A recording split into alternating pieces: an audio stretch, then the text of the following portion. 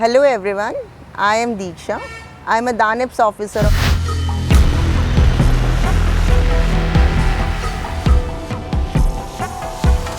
And today you are watching me on the channel Daily Knowledge Trek. Today I am going to discuss about the roles and responsibilities of a DANIPS officer, the training which is being imparted to us as DANIPS officers, and how is the career progression in DANIPS. And in the subsequent part, I'll deal with the district practical training, or we call it as a field training for 1 year, which is being given to us as DANIPS officers. And it would be helpful to a lot of aspirants who are preparing for civil services examination while they'll be filling their service preferences in the detailed application form. So I'll begin my discussion with what is DANIPS as a service. It is essentially Delhi, Andaman, Nicobar, Lakshadweep, Daman and Diu and Chandigarh police services. So essentially it is Union Territory police services, and officers of this service, they are directly recruited by civil services examination conducted by UPSC, and DANIPS officer forms the backbone of one of the largest metropolitan police force in India, that is Delhi Police. So coming to the point of roles and responsibilities of a DANIPS officer, I would like to list out the main 4-5 roles which he or she has to play. 1. Initially we are posted as Assistant Commissioners of Police, and an ACP heads the subdivision. A subdivision probably has around 3-4 police stations under that. So one of the prime responsibility is the general supervision of the subdivision, and then secondly ensuring law enforcement in their own respective jurisdictions. Second, if we look, then major emphasis these days is on crime prevention in the subdivision, because if we can prevent the crime, then perhaps nothing is good than that. Thirdly, there is focus on fair and impartial investigation and crime detection as the core area of the policing, so as to ensure justice reaches out to the victim. And fourthly, maintaining public order and upholding peace and tranquility, that is of paramount importance. And apart from that, an ACP also has to look for the bandobast arrangements which are being done in the times of festivals or elections or any protests, like farmer protest is going on. There are queries about who controls DANIPS and what is the pay scale, what are the promotional aspects of DANIPS. So coming to those areas, Ministry of Home Affairs is the cadre controlling authority for DANIPS, and the entry grade pay is around almost 55,000, and all other basic needs pertaining to accommodation, medical expenses, they are taken well by the government. And for the promotional aspects, we start our career as Assistant Commissioners of Police. Then in 6-7 years, we get promoted to additional DCPs. And then after induction into IPS, we get posted as DCPs, and then Joint CP and Special CP, depending upon the age which one has on their own side. Another main prominent area which creates turbulence for the aspirants is that where one should fill DANIPS as a service preference. So let me tell you, in the past 2.5 years of my service, I have realized that it depends on one's interest, one's ambition and one's vision in life. For example, I was an Indian Information Service officer earlier, and then I have shifted to DANIPS. The prime motivation for that was that I wanted to work in a field service whereby my work takes me closer to the public life, where I can contribute in a more better manner for the upliftment of socially deprived sections. And therefore these were the reasons that I shifted to DANIPS. And also the charm of uniform is one of the attracting factors for being in DANIPS.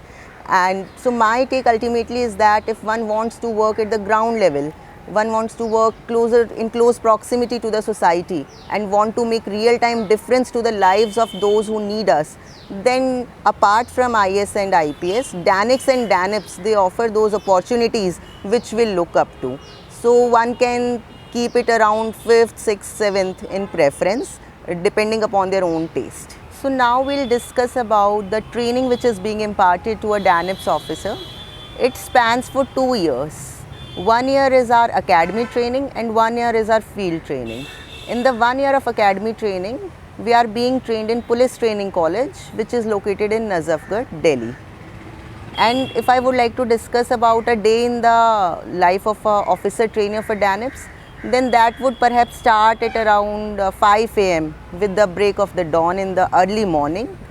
Firstly, we'll have almost 1 hour of physical training, rigorous physical training that focuses on running, that focuses on shuttle race, rope climbing, push-ups, chin-ups and other exercises. After that, we have a session of around 1.5 hours for parade. Parade is aimed at encouraging the leadership qualities, inculcating discipline, promoting team spirit and also bringing out a way of being commanding in each of the places wherever we are. So we'll wind up with the PT and parade by 9:30, and then from 10:30 to 3:30 we have our indoor classes. And in the indoor classes we had different things. For example, we had subjects pertaining to procedural and substantive laws like IPC, CRPC, Evidence Act. Then we had different modules on criminology, forensics, fingerprints, human behavior. Then thirdly, we also had attachments pertaining to visits to Judicial Academy, visiting to prisons, courts. So all of these formed part of our indoor schedule. And then after 3:30 we had rest for 1 hour, and then from 4:30 to 5:30 p.m. we again had our physical training exercises, and then we had games till 7 p.m. So it starts almost at 5 a.m. in the morning and it ends up at 7 p.m. in the evening. And many times over the weekends we had extra co-curricular activities as well. Apart from these daily schedules, in the outdoor modules we were taken to firing range for firing, long range firing and short range firing. We had swimming capsule, we had horse riding, we had obstacles exercises, we had rock climbing. So it was basically aimed at overall personality development of an officer trainee so as to handle the challenges when he or she is in the field. And the most exciting part of our training, apart from the rigorous physical training, rigorous indoor modules, outdoor modules, it was Bharat Darshan. It spanned for around 17 days. And it is a study cum travel tour whereby we were exposed to different states and different policing models each state has as per their own peculiarities. So we started our first leg of Bharat Darshan from Hyderabad Police. We had our attachment with NPA and with the Hyderabad police system as such. Then we had our attachment with the Mumbai Police and the commissionerate system which is being implemented there. Since Delhi is also a commissionerate system, so there was overlapping areas which we got to know. Then we also visited towards the west, which is Daman and Diu, which also forms a part of our DANIPS cadre. Then towards the south, we were exposed to Tamil Nadu and the Chennai policing model. And apart from that, since Andaman Nicobar forms a part of our cadre also, so Andaman Nicobar Islands, we visited there and we understood the peculiarities because of less connectivity, because of different type of geography that the policing faces. And then towards the northeast, we were taken to Assam, Guwahati Police, then the Shillong Police and Itanagar Police, that is Arunachal Pradesh. From there we learned that difficult terrain, less connectivity, it posed a challenge to the policing system as such, since mobilization of resources becomes difficult, and hence there has to be multiple layers of institutions to handle that. And after that we came back to Delhi. So it was almost 17 days and a big learning for us, learning good works which is being followed across the states as such. And then in the end, along with the outdoor and indoor modules and the Bharat Darshan, we were also having our exams. So the exams are based on indoor plus outdoor. There are mid-semester and there are end-term exams. There are almost 17 indoor exams which are being conducted, and outdoor we have firing, swimming and parade and PT and marathon also. So it was like making overall personality of a police officer. And after assessment of those exams, those rigorous exams which we had back to back without any holidays in between, our Deeksha Samharo was conducted, in which each of our police officers, they took oath of upholding the safety security of the nation, and also specifically for the upholding the flag of Delhi Police and motto of Delhi Police, that is Shanti, Seva and Nyay.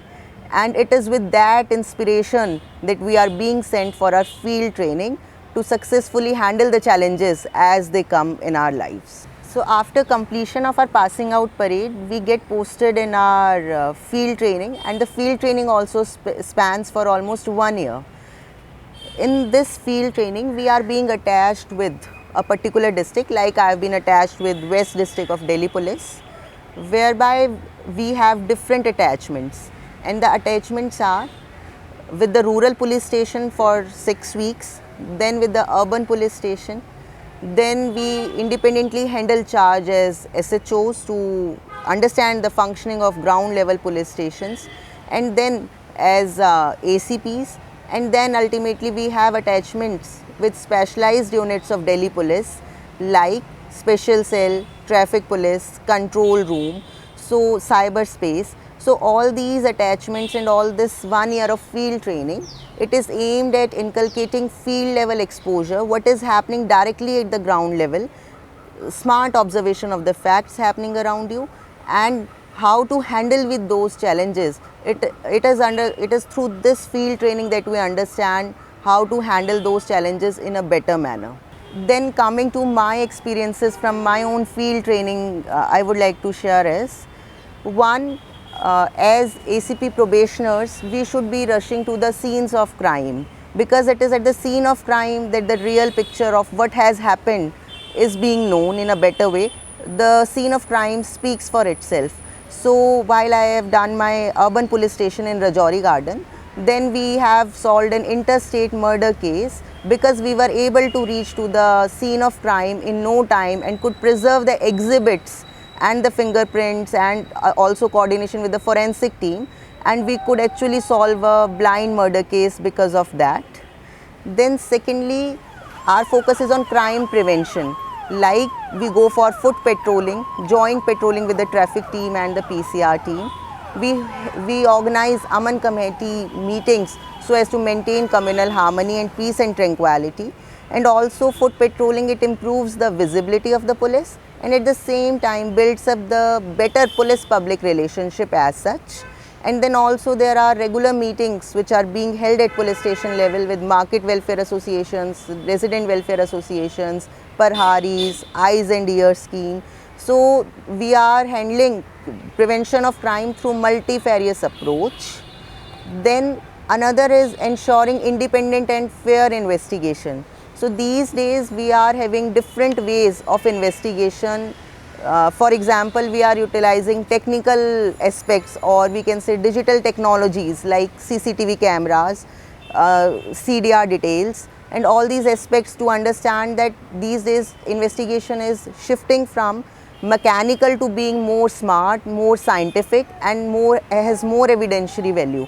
So as probationers, as DANIPS officer trainees in the field, we really have to learn about investigation techniques, interrogating techniques in all of the cases which are happening in our police stations. Apart from law enforcement, public order, and handling the demonstrations is one of the main areas which we have experienced in the last 1 year. Since now for more than 7-8 months farmer protest is going on.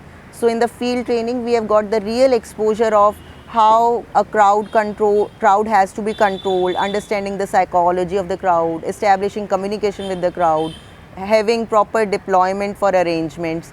So all these aspects, they are being learned more at the field rather than at the books. So my exposure at Tikri border in farmer protest has actually helped me out and will be a resource always in my career to handle protests in a better manner. And then another area of police which is highlighted less is the social policing, the compassionate face of police which police do. For example, in our Rajouri Garden police station, we have been able to recover almost 54 girls in last 4-5 months who have been abducted by forming different teams. Second, senior citizen safety security is of paramount importance. So we have launched an initiative of Bell Bajao Police Bulao in Rajouri Garden and Kirti Nagar area, which actually helps in ensuring better reporting of crimes and safety for senior citizens. And ultimately, given the rise of drug abuse in Delhi and also more and more children being vulnerable to them, so we have launched many campaigns handling drugs, creating awareness about end to drugs campaign, and there has been special emphasis in Rajouri Garden about curtailing the supply of drugs at one hand and strict implementation of NDPS Act. So such real-time exposure of handling special and local laws at the field level, it brings us much more insights rather than just being reading through the books, and hence field training has an important part in dealing with the social aspects and the social role which a police officer can also play in his or her capacity. And also in the last 1 year, it has been a pandemic year. So the face of police has also changed to pandemic policing. And the focus of pandemic policies has been on addressing any SOS, be it for oxygen or some medicine, reaching out to hospitals.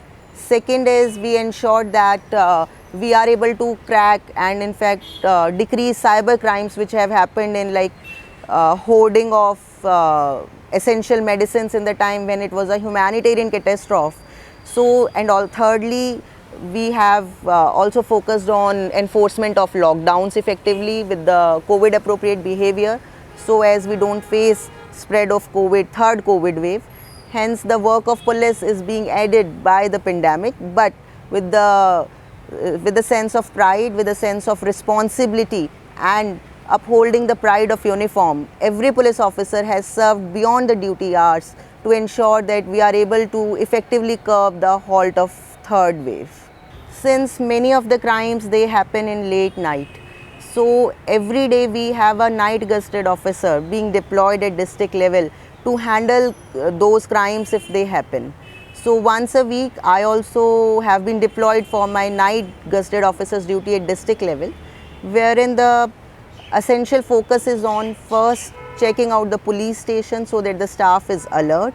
Second, patrolling and also bike patrolling and highway patrolling so as to ensure that there is visibility of police and that would create deterrence in any of the crimes which could have happened. And thirdly, we also give test call to test the time response of the PCRs and emergency response vehicles to check that if our staff is vigil, alert and acting responsibly. So the role of a night gazetted officer is very important from the perspective of preventing the crime at the first case and also ensuring that if there is any distress call, that is being attended to immediately. Then another area which has been of paramount importance is of cyberspace. With the rise of internet penetration, with the rise of social media and digital technologies, although they have all the benefits of transparency and accountability, however, these days they are being misused to commit crimes. Since cybercrime is faceless, borderless, so it's difficult to detect, and hence Delhi Police has launched a specific team for cyber crimes, that is CyPad, which is located in Dwarka, and each district has a cyber cell to handle the crimes which are pertaining to cyberspace. So from time to time we are being given our trainings in the cyber modules so as to make our force equipped to handle the new age digital crimes which are posing the 21st century challenge in the upcoming times. So summing up,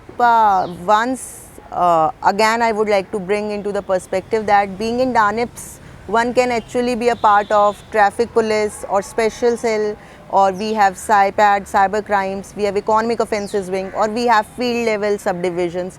So one can actually be working in diverse capacities, also in handling of crime against women and children. So there are multiple opportunities for a DANIPS officer to function at, and that almost sums up the role of the DANIPS officer, roles and responsibility, how training is being done and what's the importance of the field training, because that is very important as it it nurtures us from civilians into police officers.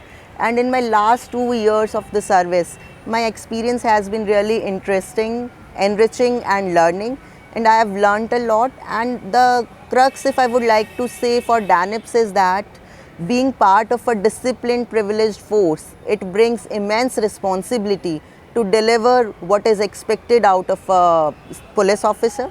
And secondly, DANIPS as a service is a great service, as it offers a lot to bring the change we wish to see in the world in various social capacities, be it like working for children, working for women, for deprived section, for ensuring safety, security of the nation. So DANIPS is a great service, and I hope it helps you out in making wise choices while filling up the service preferences, and also knowing more about DANIPS, which forms the backbone of the Delhi police. Thank you.